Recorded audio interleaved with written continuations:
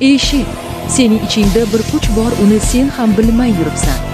Fikrlaring tebramoqda, tebranishing uyg'onmoqda. Va sen buni his qilayotgan bo'lsang, demak, koinot seni tanladi. Endi sen yaratish rejimiga kirding. Men uyg'onyapman. Ichimdagi kuch harakatga keldi. Mening vibratsiyam tirik. U tebramoqda, u kengaymoqda. Har bir fikrim energiya, har bir hisim kvant, har bir tasavvur yaratilayotgan realitet. Men cheklanmaganman. Men to'xtamasman. Men o'z energiyamni boshqaryapman. Bugun mening yangi versiyam tug'ildi. Men yarataman, men chaqiraman, men qabul qilaman. Gnostik biznes bu strategiya emas, bu energiya, bu tebranish, bu ichki kuchning tashqi natijaga aylanishi. Biznesim yurmayapti, deyish yalan. Aslida vibratsiyang yurmayapti.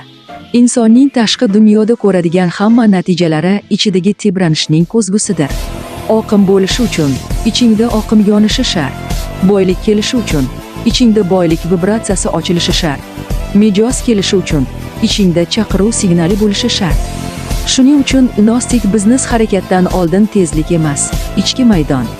O'z ichingda kuch uyg'onsa, biznes qulab yotgan joydan ham ko'tariladi.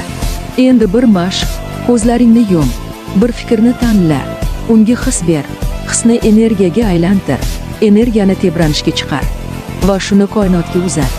Mana shu birinchi real qadam, energiya yuboriladi. Kvant uni qabul qiladi, materiya unga bo'ysunadi. Bugun sen gnostik biznesning birinchi darajasiga kirding. Bu boshlanish emas, bu uyg'onish. Agar bu kodeks sendagi vibratsiyani yoqqan bo'lsa, obuna bo'l.